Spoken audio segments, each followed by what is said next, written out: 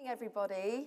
My name's Claire Holland. I'm leader of the London Borough of Lambeth, and it's my absolute pleasure to welcome the Mayor of London, our partners, and all of you here today to the Marcus Lipton Centre in this wonderful borough of Lambeth. Now, after I became leader of this borough, we spent a year talking to community groups, young people, school children, voluntary organisations, and we asked, what do you want Lambeth to look like? What do you want us collectively to be?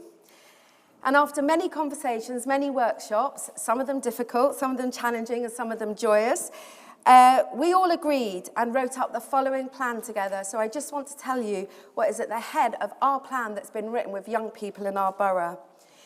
We want Lambeth to be a place with social and climate justice at its heart.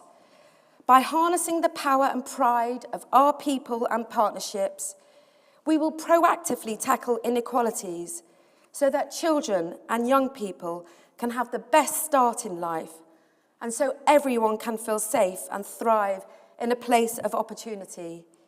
This plan is our blueprint. It is a collective call to action owned by all of us who play a role here in Lambeth. And that's why it gives me such great pleasure to welcome you all today. We know that throughout Sadiq's mayoralty, his number one priority has been tackling crime and improving safety for all Londoners.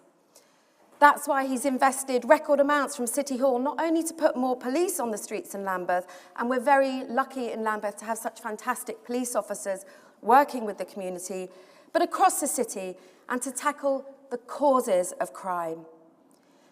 Sadiq and City Hall, like us in local authorities, have been fighting injustice with one arm behind our back, with a government that's made massive cuts to the police and youth services.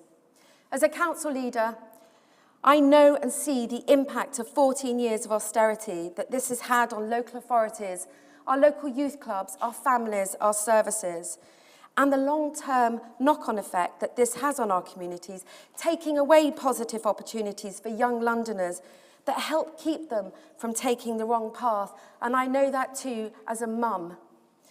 In this context, the breadth of the work that the Violence Reduction Unit does across London is immense. Work done for young Londoners, co-produced with young Londoners.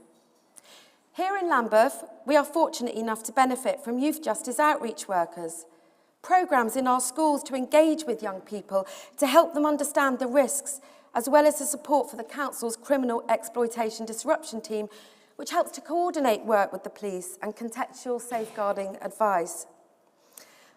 All as part of several £100,000 worth of investment by the Mayor and the VRU in this borough, for which we are immensely grateful.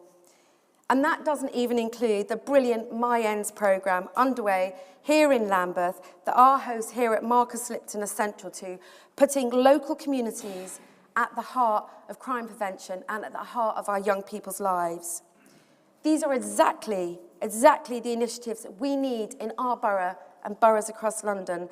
And I know that Sadiq will talk more about this in his speech. We are so lucky to have such committed, passionate, expert leaders and practitioners in our communities, some of whom are here today. We see you. We see your work. We appreciate the importance of your work and the care that you give to our children and families and communities daily. And that's our call to action in Lambeth. So thank you for your partnership and thank you for your work. So before I invite the Mayor of London onto the stage, I just want to introduce Ira, Sinead and Naheem from My Ends to tell us more about the amazing work that they do. Would you like to come up? Thank you.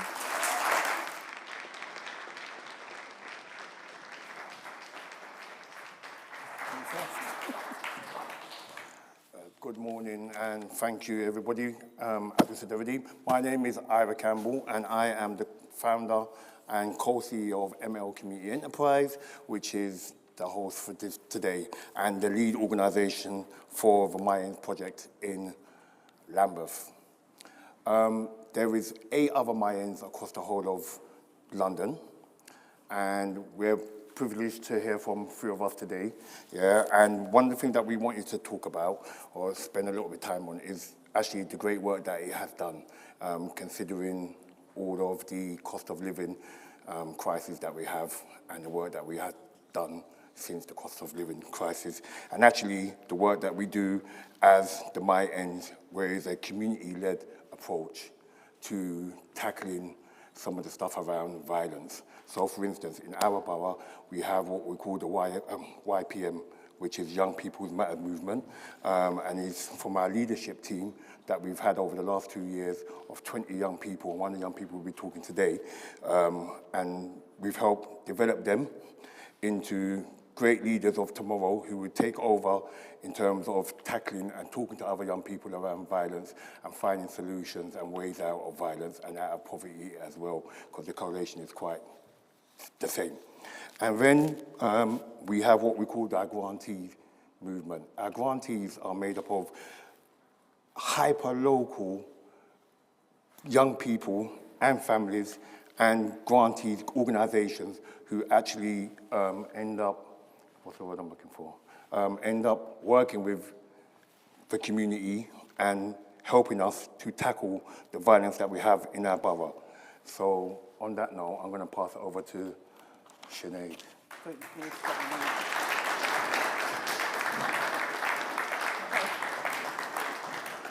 Hi, I'm Sinead from Active Communities Network and lead on the Sadiq My Ends programme.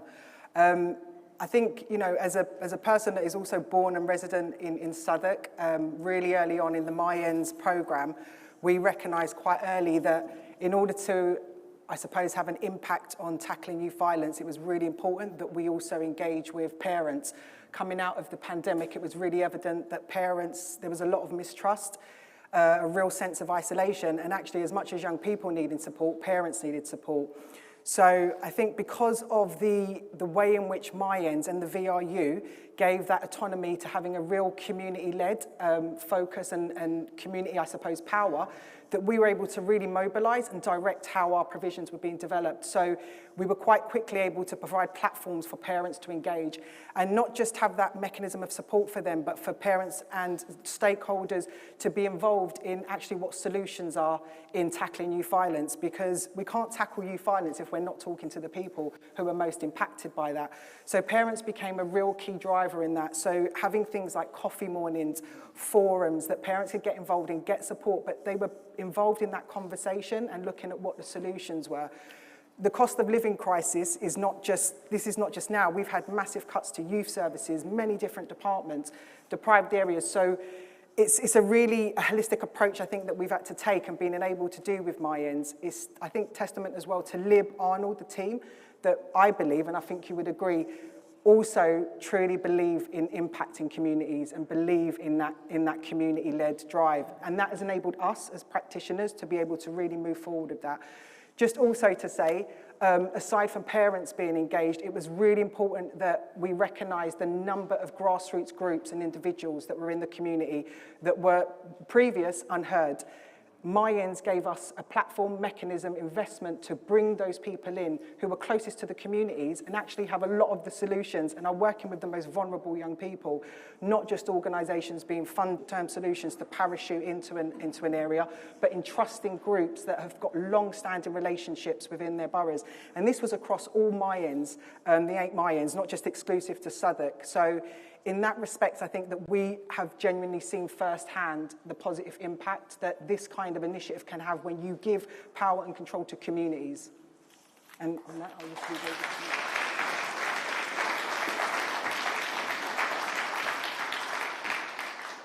Thanks, Sinead. So hi, everyone. My name is Naeem Ahmed. I'm the Head of Strategic Engagement for Youth and Community at Spotlight. So Spotlight is Poplar Harker's multi-million-pound creative youth service. We're one of the consortium partners of My Ends, called Tower Hamlets Island Community Network. For the tools that we need in order to go and transform our communities. So one of the programs, or part of our interventions, we've delivered several interventions in Tower Hamlets, where I'm from, and some of the programs that have been kind of crafted was by community intel, so was by the people, and giving that power again to the people, I think that really helps drive change.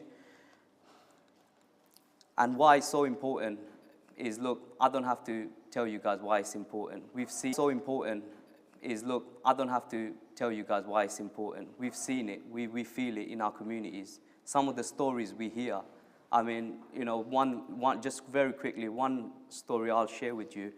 On our first year of Mayans program, we had a fatal stabbing. You know, without the support of the Mayans initiative, the program, we wouldn't have been able to kind of come together as consortium partners, right? We wouldn't have been able to come together as consortium partners where often we're always kind of fighting for the same pots of money. This consortium approach, led approach, it brought us all together, and we were able to kind of capitalize on each other's strengths. We were capitalizing on it, even on the grounds itself, operationally.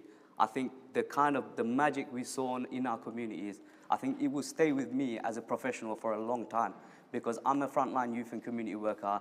Our frontline youth and community work, we know, has been heavily underfunded, undervalued for the past decade, right? So I think for us, for me especially, when I see this type of work, it really gives me hope. So on that note, I'll end it, but thank you.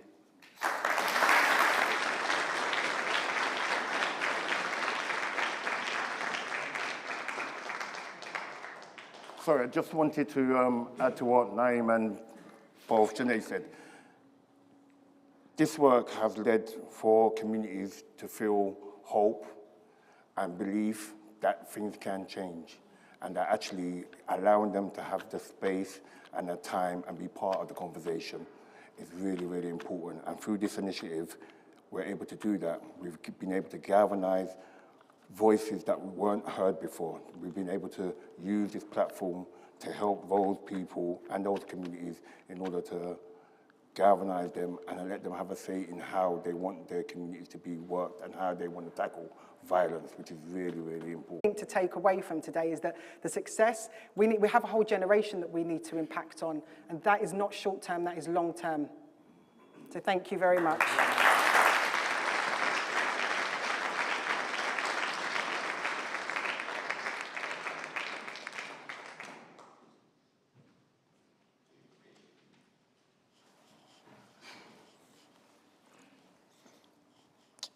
So, my name is Jamal Jonas. Just turned 22 on Tuesday, so big up me.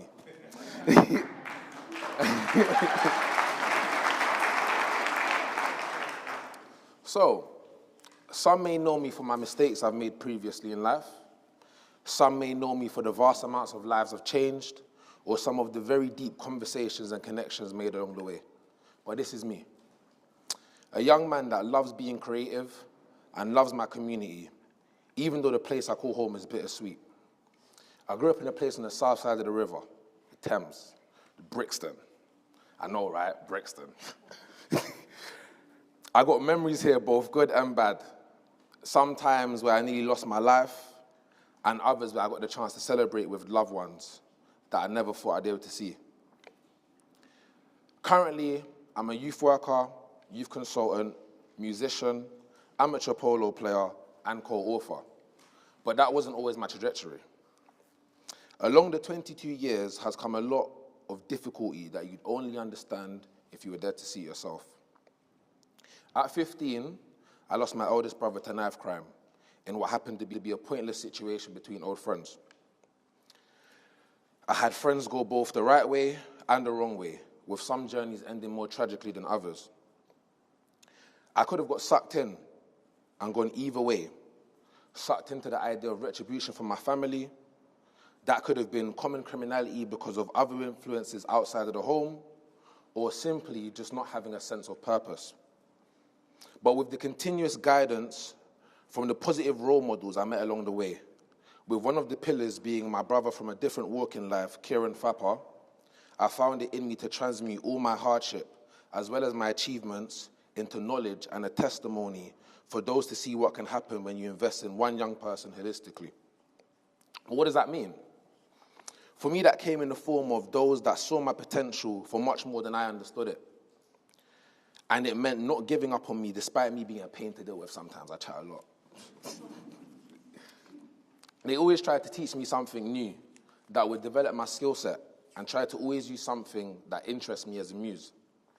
That came in the form of me being given a caring space to be seen and heard for the things I may have experienced that I didn't quite understand or knew how to feel about in those instances. Simply giving a human the interactions and knowledge they need to exceed their own expectations, but not just once, but consistently over 10 years and counting. These connections made came from a place of authenticity, not just some tick box exercise to achieve grades that most of us will never use again, but for the sake of allowing the future to learn from the past and unite to create a better future for the communities we exist amongst.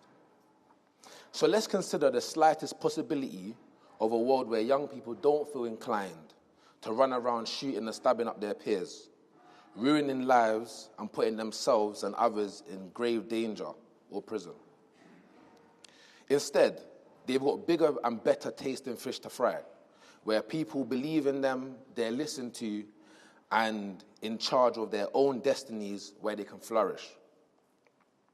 At the moment, I work with numerous grassroots organisations in London that aim to give young people the support they need to better their road ahead to help them find their purpose.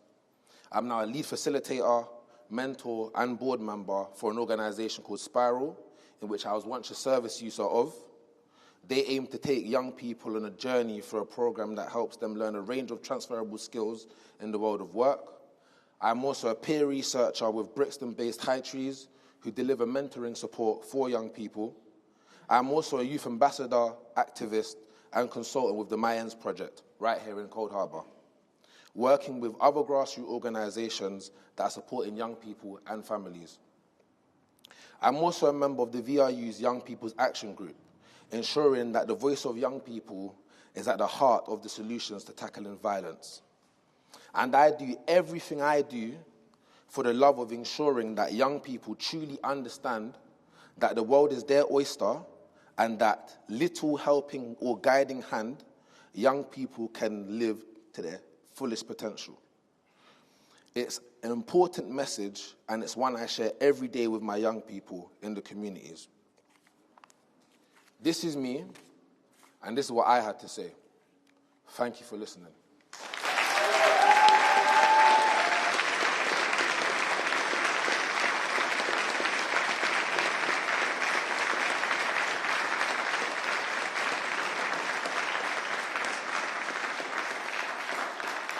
On that note, it is now my pleasure to welcome to the stage the Mayor of London, Sadiq Khan.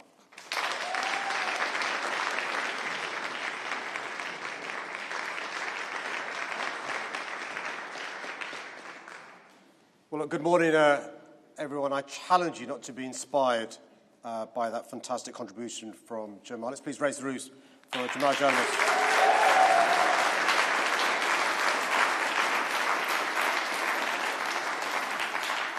You've just heard from a future Mayor of London. Just give me 4 more years, bruv. Look, good morning, everyone, and thank you for joining us today. Can I begin by expressing my gratitude to Claire Holland, the leader of Lambeth Council, to Ira, to Sinead, and to Naheem from the VRU's Mayans programme. Naheem, I'm not sure what you mean, man. I'm still young, so I'm not quite sure what you meant by that comment. And to Jamal, who you just heard from the Young People's Action Group. Can also thank the LSE for the customary rigour, objectivity and expertise they've demonstrated in putting this important report together. It's great to see all of you here today. Can I also particularly welcome Superintendent Gabriel Cameron and other local officers, Helen Hayes, the local Member of Parliament, and Marina Ahmed, the Member of the Assembly for this part of London. There is no greater duty of government than respecting, protecting, and promoting the rule of law.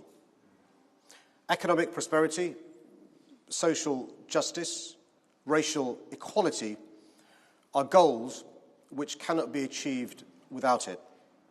It's the rule of law that gives us the belief we can go about our days free from fear. It safeguards our inalienable right to feel secure in our homes and streets. All this contributes to making crime one of the most emotive issues in politics. And it leaves politicians with a basic choice: to either exploit people's anxieties or address them. Regrettably, too many choose to push a story about London that is both distorted and dangerous. So here's the truth. There's been no more urgent task for me as mayor than preventing and reducing crime and violence in our city. Through our investment and initiatives, homicides, gun crime, and the number of young people being injured with knives have all fallen since 2016, despite our population rising by more than 1 million in that time. In fact, a person is less likely to be a victim of violent crime in London than they are across the country. But now's not the time for lists, but for honest evaluation. Crime remains far too high in London. Right now, like the rest of our country, we have bereaved families suffering under the unbearable weight of loss. Young people walking home from school worried about finding trouble on the way. Women and girls fearful for their safety as they go about their lives. People left feeling violated following a break-in, and antisocial behaviour spoiling life for communities. But my message today is that now's not the moment for despair, but for determination. A determination to make London a safer city. It's what Londoners deserve. With continued national austerity, it won't be easy. But we know it can be achieved with the right approach and focus from all levels of government and society. I'm quite clear that tough enforcement will always be a critical part of the solution. But like police forces right across the country, the Met Police Service has been devastated by a chronic lack of investment from national government. Austerity has meant that the Met's funding has been cut by 1/3 in real terms since 2000. While the government has run away from its obligations, I've strived to meet mine. London has 1,300 additional police officers because we funded them. But money, as we know it, isn't the only challenge facing the Met right now. After a series of horrifying scandals, faith in the institution has crumbled. Yet it's trust that's the very foundation of policing by consent. And it's why reform of the Met isn't optional, it's obligatory. All that being said, poverty turned to criminal behaviour. But if we want to be sincere about making our city safer, we need to be serious about crime prevention. It begins with acknowledging that no one wakes up in the morning and out of nowhere harms another person with a knife or steals a car, joins a criminal gang or breaks into someone's home. That's not how it works. The clock begins ticking long before that crime is committed. And we know that the most effective, easiest, and economical moment to stop it is before it starts. Look, I was raised to believe in the best of people, that none of us arrive in the world with our destinies written.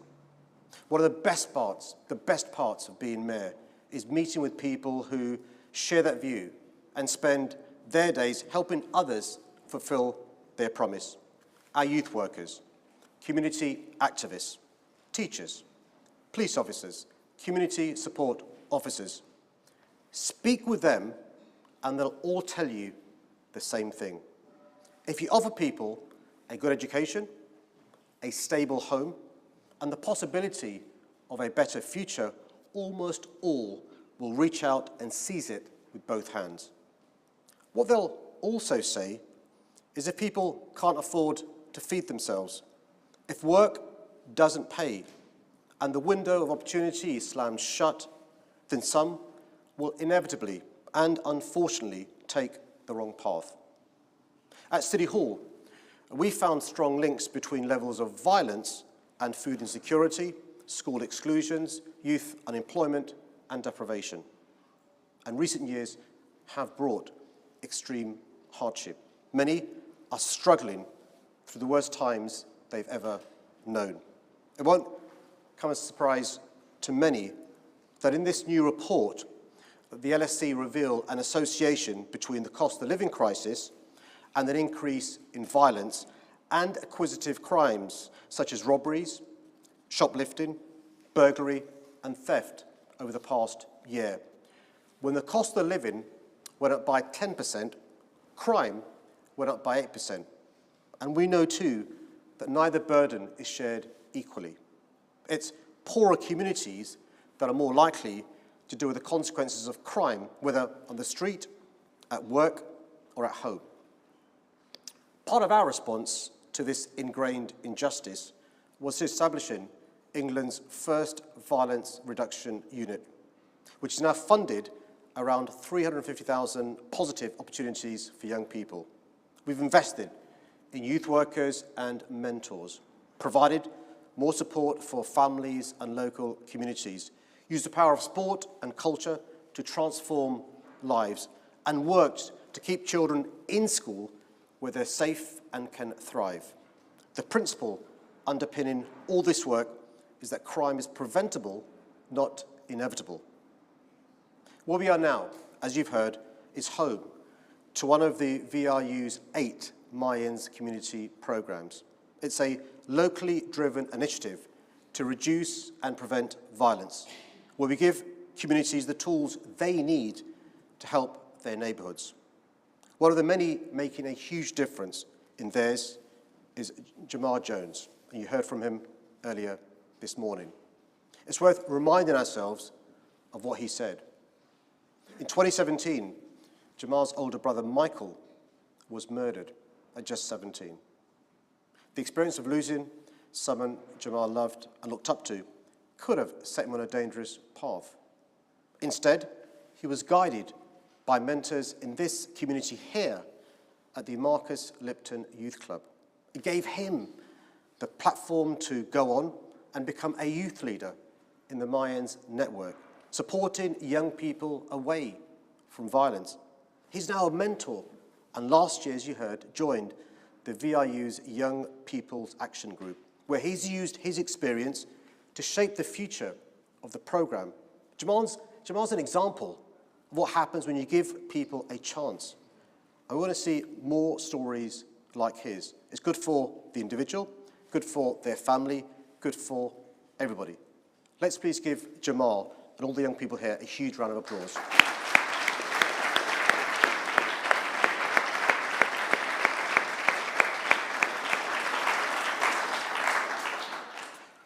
What we're doing from City Hall works.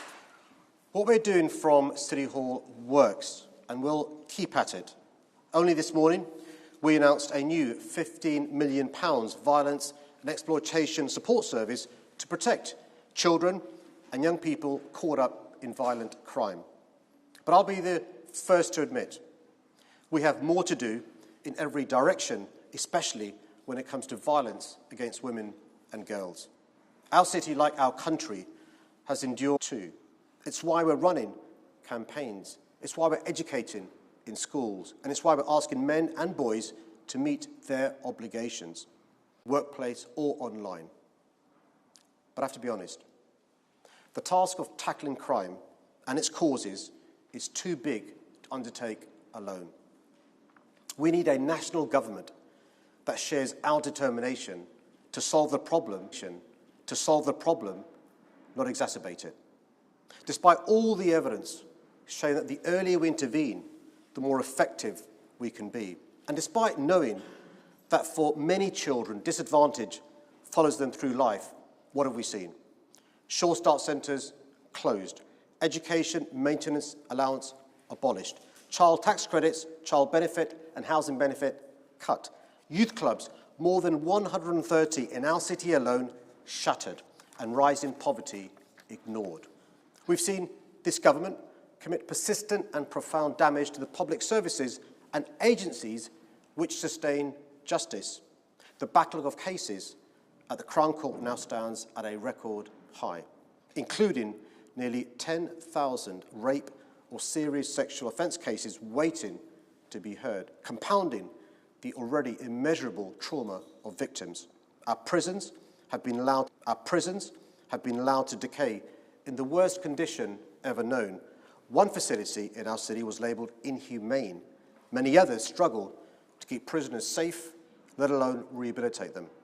While our probation service remains acutely understaffed and overstretched, eroding any chance of a second chance for all those wanting to turn their lives around.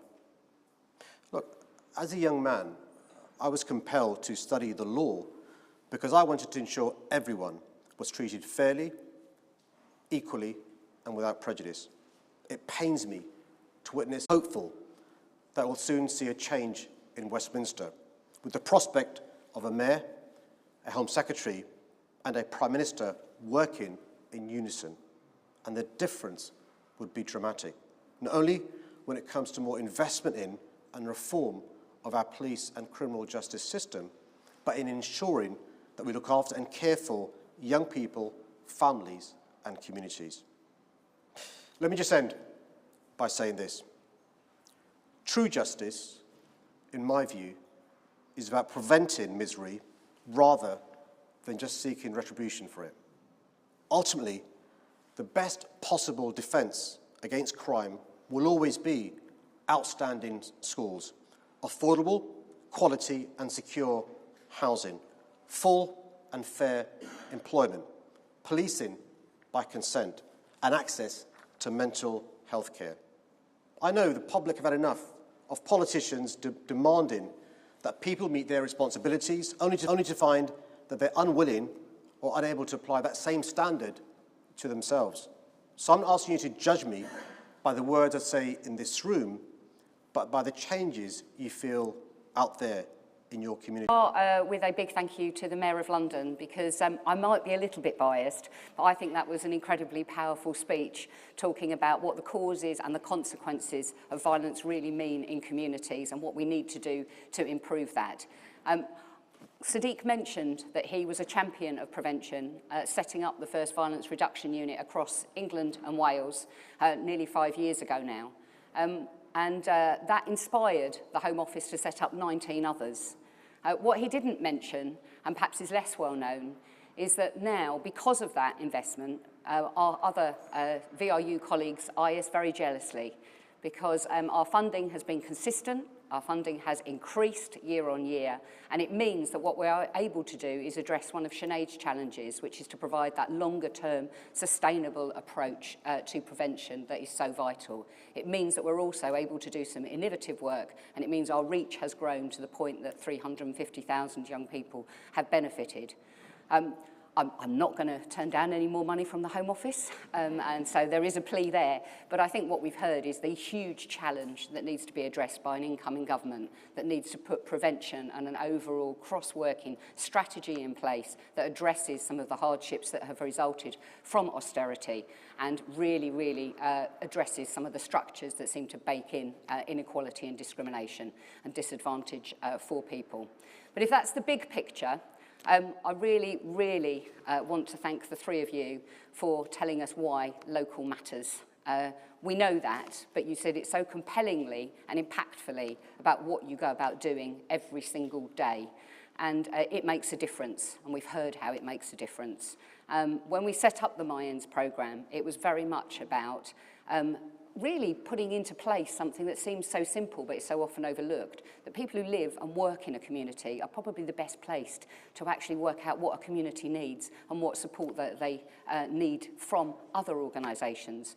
And rather than as just a funder for you, we hope that and feel privileged to have worked alongside you as an investor.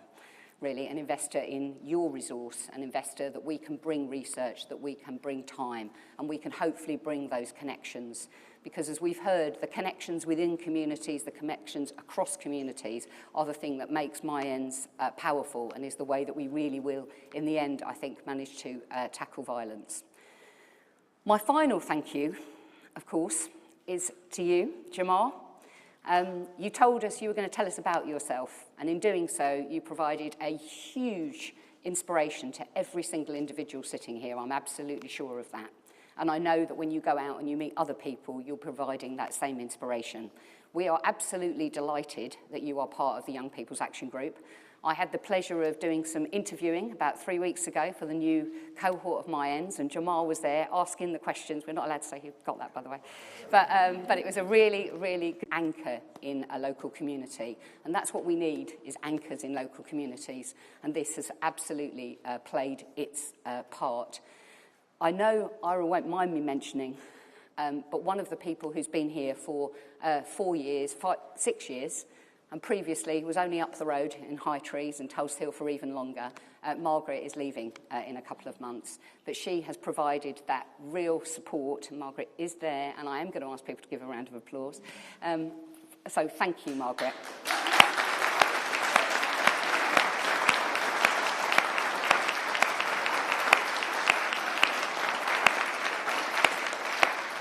It's people like you that don't necessarily come up to the podium and speak at events like this that actually really make the difference. And I think that's very much the case for everybody else who is sitting in the audience today. So thank you very much. I hope you go away with Jamal's words ringing in your ears with a sense of purpose that I think the Mayor of London has given us in terms of how we address this. And we go about working collaboratively and collectively together. Thank you.